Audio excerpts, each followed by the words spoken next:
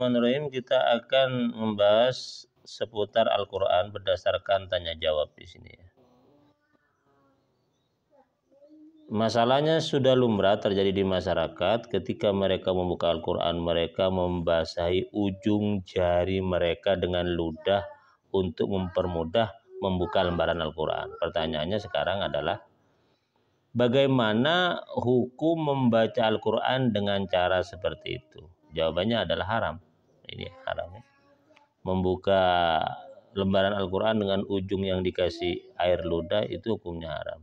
Kenapa haram? Di sini dalilnya di dalam kitab Busyra Karim juz 1 ayat halaman 32. Ini ya.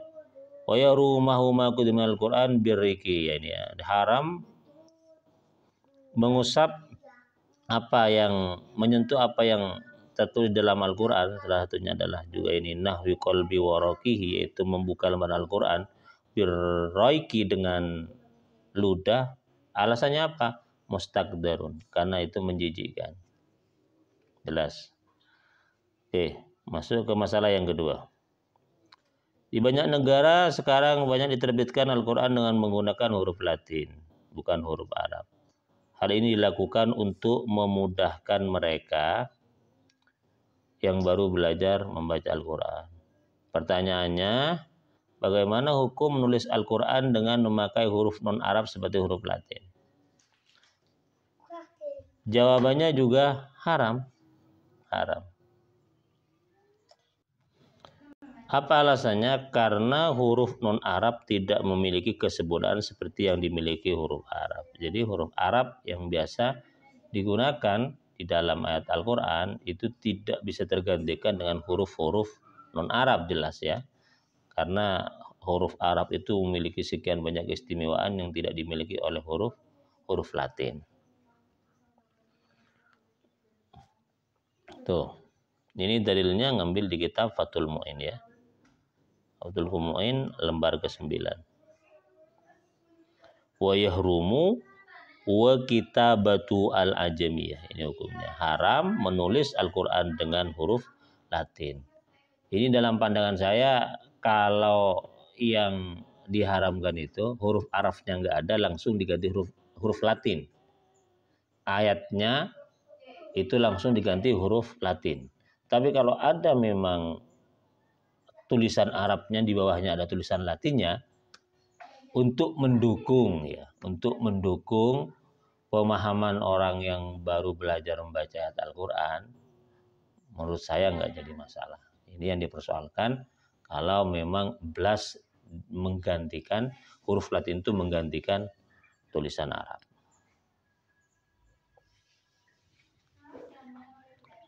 Masalah yang ketiga,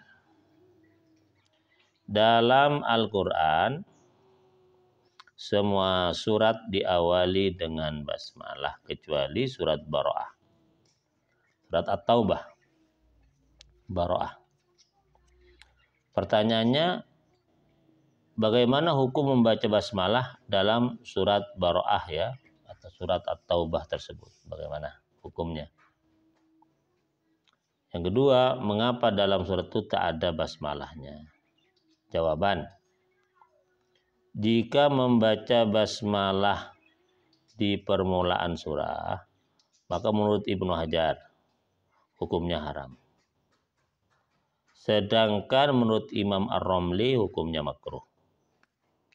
Namun jika membaca basmalah di pertengahan surat, menurut Ibnu Hajar, ahli fikih ini, Ibnu Hajar Al-Haytami, hukumnya makruh. Sedangkan menurut Imam Ar-Romli hukumnya boleh. Pertanyaan yang kedua, kenapa dalam surat At-Taubah itu atau surat Bara'ah itu tidak ada basmalahnya? Sebab ketika Rasulullah menerima surat itu ya, ayat ini memang tidak disertai dengan basmalah. Oke. Dalilnya ngambil dari kitab Hasyiah Shawi ala Tafsir Jalalain. Syarahnya Tafsir Jalalain. Nih, wa summa talafal ulama fi tibtadil surah bi ayat bismillah. Berbeda pendapat ulama tentang hukum memulai membaca surat At-Taubah atau surat Baroah itu dengan basmalah. Ibnu Hajar faqala, berkata Ibnu Hajar, minasy-Syafi'iyyah bil hurmah. Ibnu Hajar dari madzhab Syafi'i mengatakan memulai surat At-Taubah dengan basmalah hukumnya haram. Qala Ar-Ramli juga dari Imam Syafi'i, ini madzhab Syafi'i ini juga hukumnya makruh. Wa fil athna, di pertengahan surat At-Taubah, yukrahu, dimakruhkan baca basmalah indal awal menurut imam yang pertama, siapa? Ibnu Hajar. Wa yajuzu, dan boleh menurut indatsani, pendapat imam yang kedua yaitu Imam Ar-Ramli. Sudah. Ini dalil yang mengatakan bahwasanya kenapa di surat Baroah saja itu tidak ada basmalahnya. Bi anna Rasulullah sallallahu alaihi wasallam la ya'mur bidzalika. Nabi tidak memerintahkan sahabat untuk meletakkan basmalah di awal surat Baroah. Aili kaunihi lam yanzil alaihi wahyun biha. Artinya tidak turun alaihi dengan surat Baroah itu wahyu biha dengan basmalah. Wa hadza ashahul aqwal, ini pendapat yang benar. Oke. Masalah yang keempat. Sudah menjadi tradisi setiap kali selesai membaca Al-Quran, orang mencium mushaf. Bagaimana hukum mencium mushaf Al-Quran setelah membacanya? Hukumnya sunnah. Mencium Al-Quran setelah selesai membaca Al-Quran, itu hukumnya sunnah.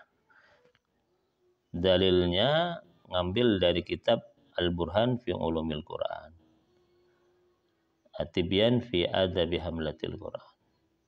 Nih, yustahabbu takbilul mushaf, disunahkan mencium mushaf. Alasannya kenapa? Li'anna Ikrimata bin Abi Jahal kana yuqabbiluhu. Karena Ikrimah bin Abi Jahal, ini sahabat ini, pernah mencium mushaf Al-Quran.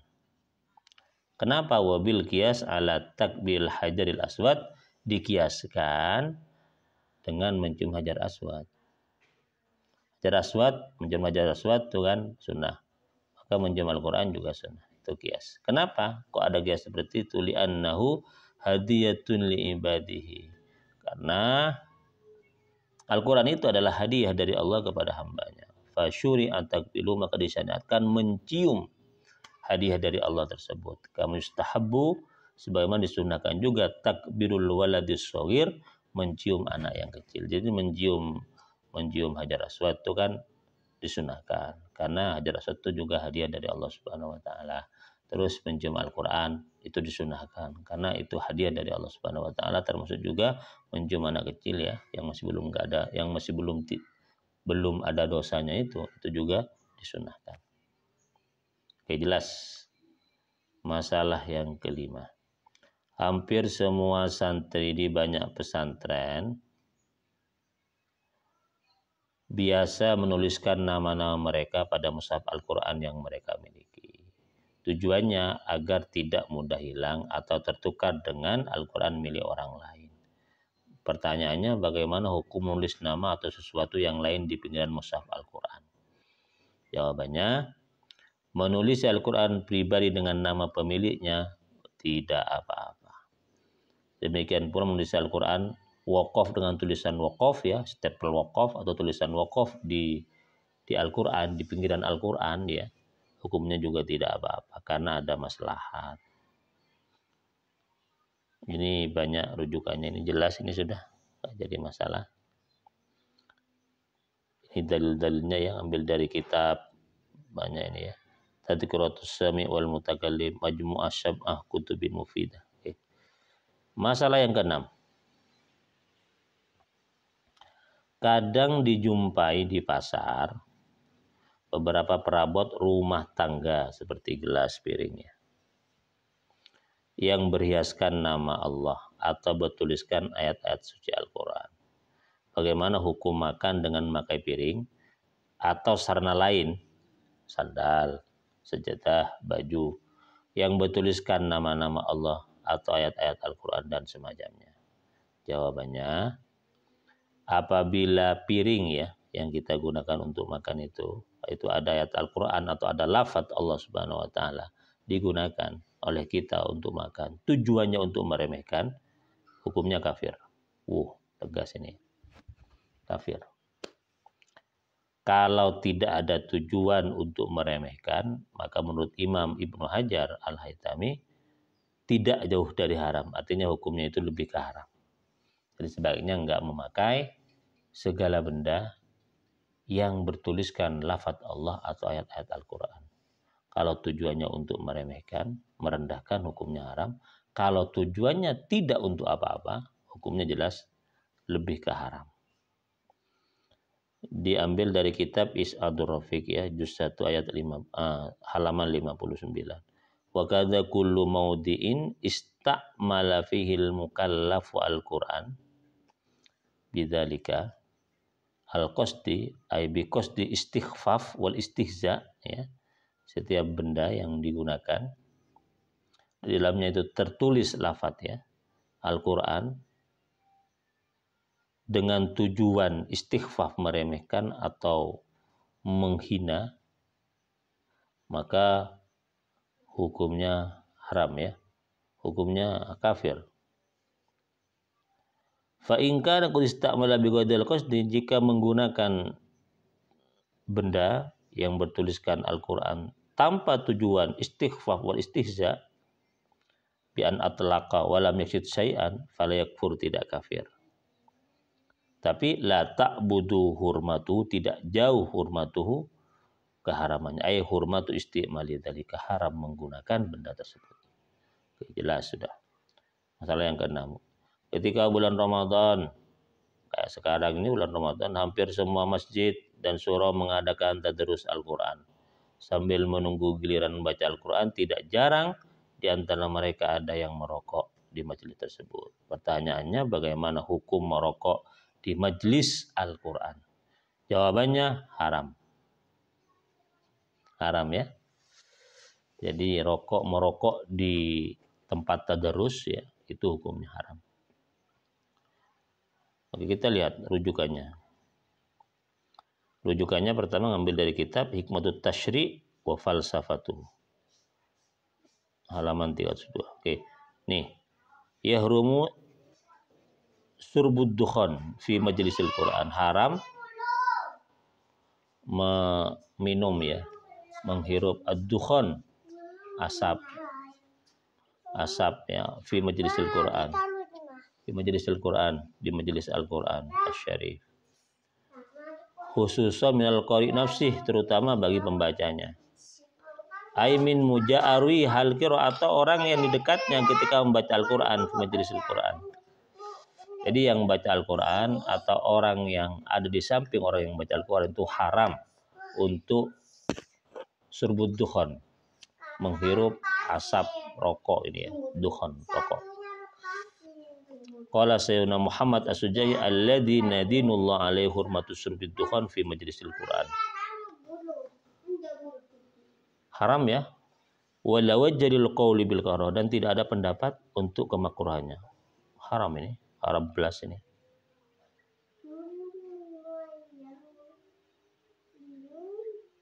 Oke, jelas ini haram. Kenapa kok haram? Nih. Wa yahrumu aidan qiraatul Quran bi hadrati may yasrubudun. Haram membaca Al-Quran di depan orang yang merokok. Westan sikut tabungan, atau menghirup tabungan, ya semacam rokok juga. Mamkutun indallah, hal tersebut dimurkai oleh Allah. Wa indal mu'min, dan orang-orang mukmin. Wabil jumlah, kesimpulannya, fayajibu al-qari ayyuhafidhu ala manzilatil Quran. Ya, harus betul-betul menjaga tempat Al-Quran bagi orang yang hendak membaca. Wa makanatihi, tempatnya harus suci. Al-azimah, yang agung. Begitu juga kami yajibu dzalika ala sami, termasuk orang juga yang mendengar Al-Quran harus berada di tempat yang mulia, yang bagus.